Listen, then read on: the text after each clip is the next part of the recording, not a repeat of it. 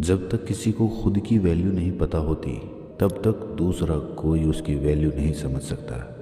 दो प्रकार के इंसान दुनिया में पाए जाते हैं। एक तो वो जिन्हें अपने काम पर पूरा भरोसा होता है, जो खुद पर विश्वास करते हैं और ये समझते हैं कि जो हुनर उनके अंदर है वो कोई सामान्य हुनर नहीं है। और दूसरे वो लोग जो अपने आप को बहुत मामूली समझते हैं, जो अपने काम को, अपने प्रोफेशन को बहुत ही सामान्य समझते हैं। इस प्रकार के लोगों को हमेशा यही लगता है कि उनके अंदर कोई ख़ास बात नहीं है, और यकीन मानिए इन लोगों का आंकड़ा बहुत ज़्यादा है। इसी प्रकार का मोहन नाम का एक इंसान एक छोटी सी दुकान पर काम किया करता था।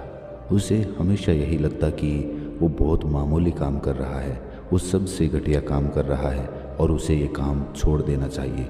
लेकिन पारिवारिक जिम्मेदारियां होने की वजह से वो उस काम को छोड़ नहीं पा रहा था। खाली समय में कभी वो विचार करता कि मैं खुद की एक दुकान खोल दूंगा, और कभी कोई दूसरा काम करने की सोचता ताकि लोगों के बीच उसकी इज्जत बने, लोग कहें कि मोहन बहुत अच्छा काम कर रहा है।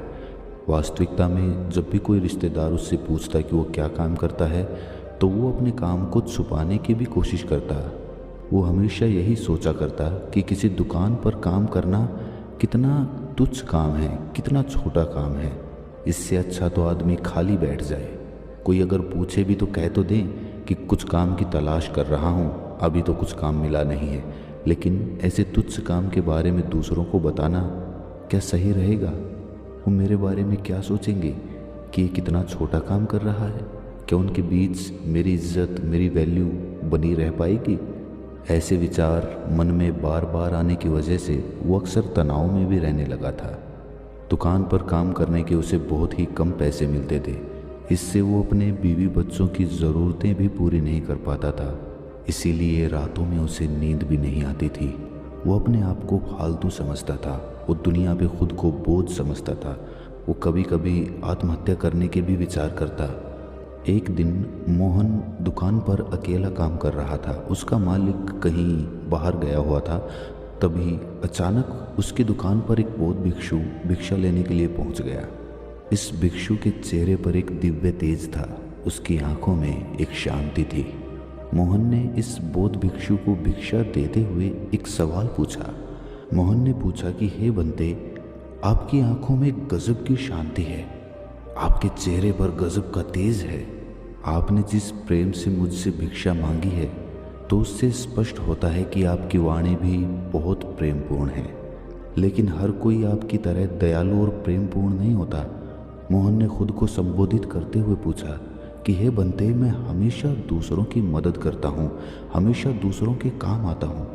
उसके बावजूद लोग मेरी इज्जत नहीं करते। इज्जत करना तो दूर की बात रही, मेरी कोई कद्र भी नहीं करता, मुझे कोई पूछता तक नहीं है।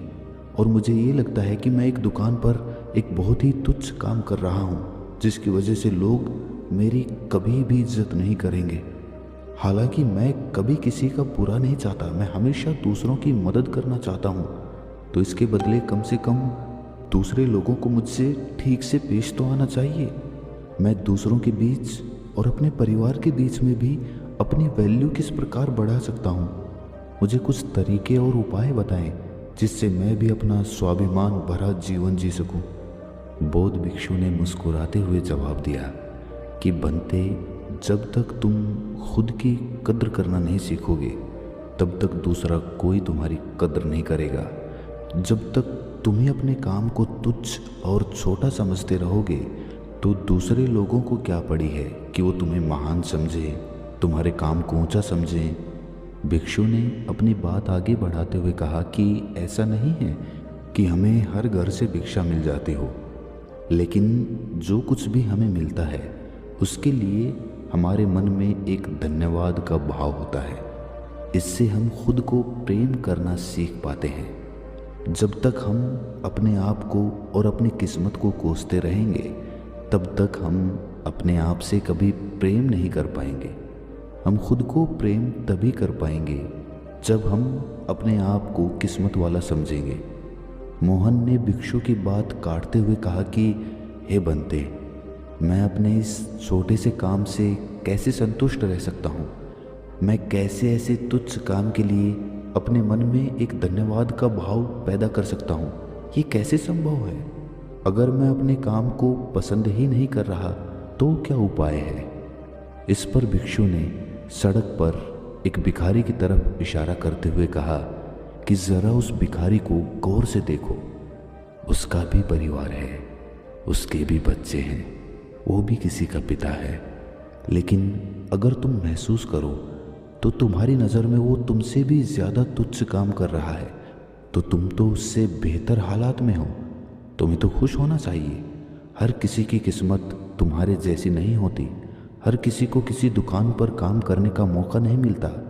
अगर तुम ऐसे सोचोगे तो तुम्हारे मन में एक धन्यवाद का भाव अपने आप पैदा हो जाएगा। तुम्हारा शरीर स्वस्थ है, तुम्हें कोई चिंता नहीं, कोई फिक्र नहीं, लेकिन फिर भी तुम अपने आप को तुच्छ समझते रहते हो। इसमें तुम्हारे सिर्फ सोचने के नज़रिए की कमी है। अगर तुम अपने सोचने के नज़रिए को बदलो तो सब कुछ अच्छा है, वरना तो सब कुछ बुरा है। एक बार तुम खुद से प्यार करना सीख जाओ, प्रेम करना सीख जाओ, उसके बाद तुम्हारा खुद पे विश्वास बढ़ जाएगा। और खुद पर विश्वास बढ़ने के बाद सबसे पहला बदलाव जो हमारे अंतर मन के अंदर आता है वो आता है कि हमारी संकल्प शक्ति बहुत मजबूत हो जाती है। खुद से प्रेम यानी कि खुद पे विश्वास बढ़ना, और विश्वास बढ़ना मतलब हमारी संकल्प शक्ति मजबूत होना। मजबूत संकल्प शक्ति एक लीडर का, एक नेता का गुण होता है।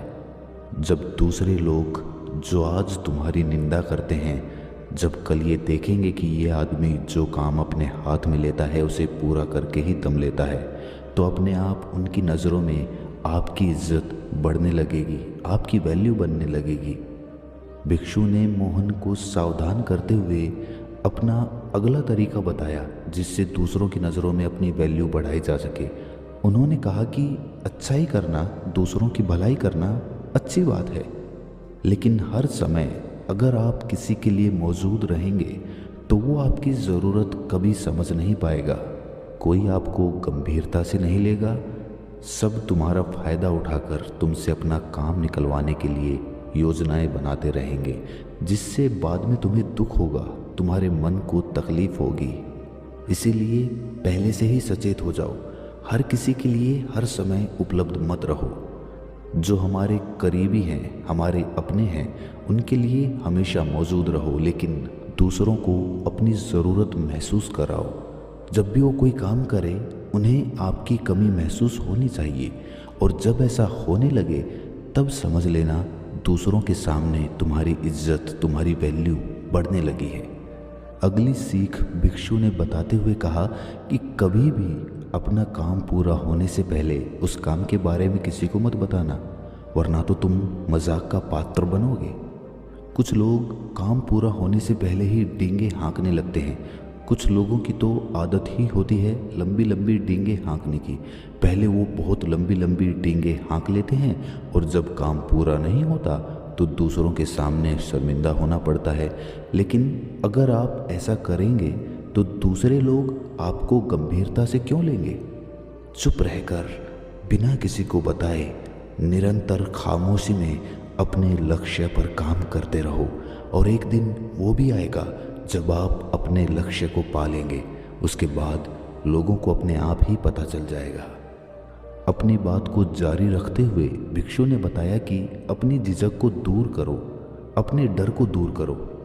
अपनी झिझक और अपना डर दूर करने का सिर्फ एक ही तरीका है कि तुम उसका सामना करो। अगर अनजान लोगों से बात करने में हिचकिचाहट होती है तो उनसे ज़बरदस्ती बात करने का अभिनय करो, और अभिनय करते करते एक दिन वो भी आएगा जब आपको किसी से कोई झिझक नहीं रहेगी। आप किसी भी अनजान आदमी से बेधड़क बात कर पाओगे। जब दूसरों के सामने बिना किसी डर और बिना किसी झिझक के आप अपने विचार रखेंगे तो दूसरे लोग आपकी स्पष्टता की, आपकी निर्भीकता की अपने मन में तो ज़रूर तारीफ करेंगे। भिक्षु ने मोहन को सावधान करते हुए कहा कि याद रखना, घमंड यानी कि अहंकार की तलवार बहुत बारीक होती है। वो कब तुम्हारी गर्दन काटेगी तुम्हें पता भी नहीं चलेगा। भौतिक जीवन में कुछ उपलब्धियां हासिल कर लेने के बाद कुछ लोगों को अहंकार हो जाता है। हो सकता है वो अहंकार आपको नज़र ना आए, लेकिन दूसरों को वो अहंकार महसूस हो जाता है।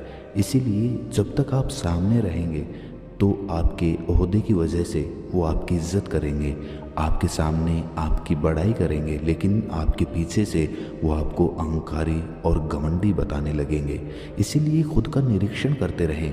कहीं कोई उपलब्धि हासिल करने के बाद हम अहंकार से तो नहीं भर गए, कहीं हम अपने से छोटे ओहदे वालों के साथ गलत तरीके से तो पेश नहीं आ रहे। इस बात का निरीक्षण आध्यात्मिक उन्नति के लिए बहुत ज़रूरी होता है, क्योंकि आध्यात्मिक उन्नति में आदमी का अहंकार या घमंड ही सबसे बड़ा रोड़ा होता है। अपनी बात समाप्त करते हुए भिक्षु ने आखिर में कहा कि हम सब लोग समाज में रहते हैं, हम सब सामाजिक हैं।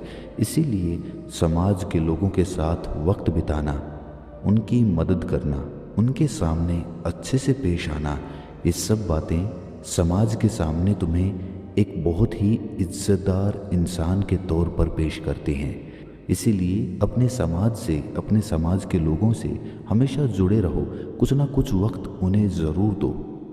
अपनी भिक्षा का पात्र संभालते हुए बौद्ध भिक्षु ने मोहन से जाने के लिए आज्ञा मांगी। इसी के साथ मोहन को भी अपने सवालों के जवाब मिल चुके थे। आखिर में आज मैं आपसे ये नहीं कहूँगा कि इस चैनल को सब्सक्राइब करिए, बल्कि मैं चाहूँगा कि आप ये वीडियो उस इंसान के पास भेजें जिसे इसकी ज़रूरत है। इसी के साथ मैं भी आपसे विदा लेता हूँ। फिर मिलते हैं किसी अगली कहानी में। तब तक के लिए अपना ख्याल रखें।